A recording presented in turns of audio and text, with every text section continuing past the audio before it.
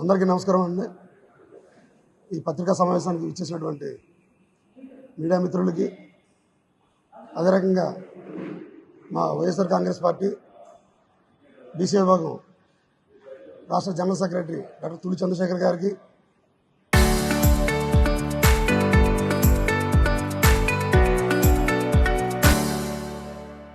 అదే రకంగా వైఎస్ఆర్ కాంగ్రెస్ పార్టీ విశాఖ జిల్లా యాదవ్ సామాజిక వర్గ సాధికారిక అధ్యక్షులు ఎడ్ల సుమన్ గారికి, అదే రకంగా మా తూర్పు నియోజకవర్గం చెందిన వార్డు అధ్యక్షులు చొల్లంగ నాగేశ్వరరావు గారికి, తదితర వైఎస్ఆర్సీపీ బీసీ విభాగ నాయకులందరికీ నమస్కారాలు.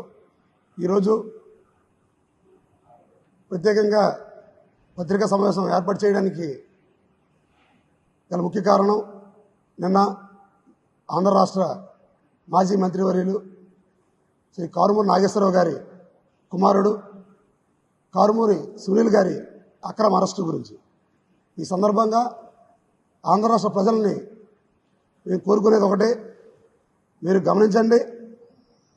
ఈరోజు ఆంధ్ర రాష్ట్రంలో బీసీలు ఉండాల్సిన పరిస్థితి ఏ కొంచెం కూడా లేకుండా ఉంది.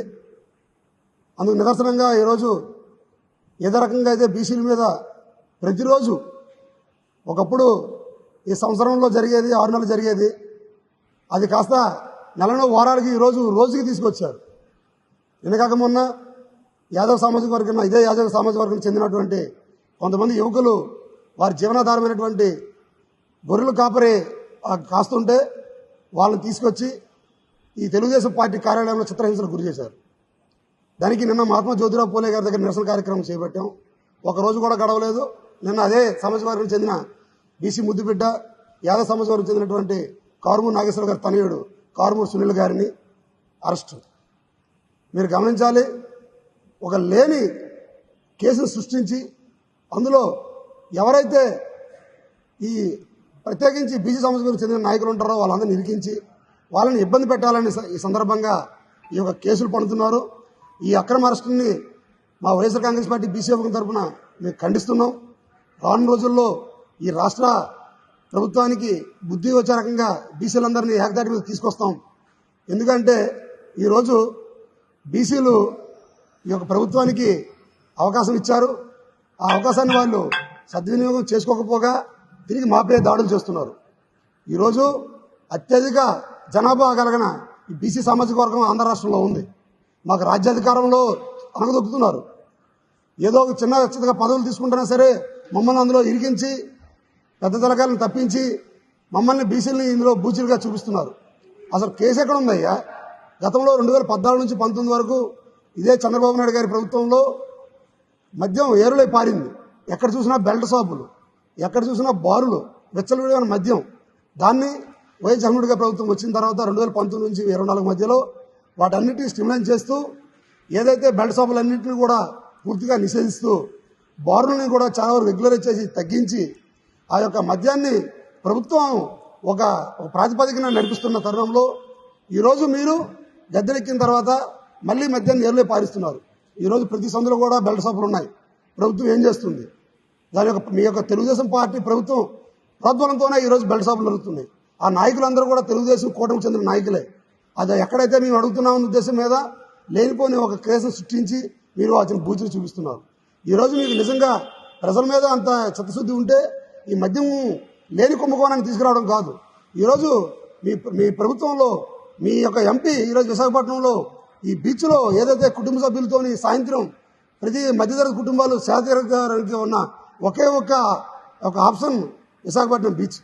అటువంటి బీచ్ని మీరు బారులుగా, క్లబ్బులుగా ఆ యొక్క సాక్షి అనే పేరు పెట్టి ఈరోజు మద్యాన్ని బీచ్లకు తీసుకొస్తారా? అంటే ఏమి మీ యొక్క మెసేజ్? పైగా విలేకరులు అడుగుతుంటే విశాఖపట్నం ఎంపీ గారు మీరు ఏం సమాధానం చెప్తున్నారండి? పెడితే తప్పేంటేనా? మీరు పెడుతుంది అని గుడి కడుతున్నారు, బడి కడుతున్నారండి, తప్పేందని అడుగుతున్నారు. ఏదైతే ప్రజలందరూ వారి కుటుంబ సభ్యులతోని సేరతీరడానికి ఆ యొక్క బీచ్ని మీరు మద్యం షాపులుగా శాక్స్ పెడుతుంటారా? అంటే గోవాని ఆంధ్ర రాష్ట్రంలో విశాఖపట్నం ఒకలాగా భరిస్తున్నారండి. ఇప్పటికే మీరు మీ బుద్ధిలోని ఆలోచనతో విశాఖపట్నంని పూర్తిగా నాశనం చేశారు.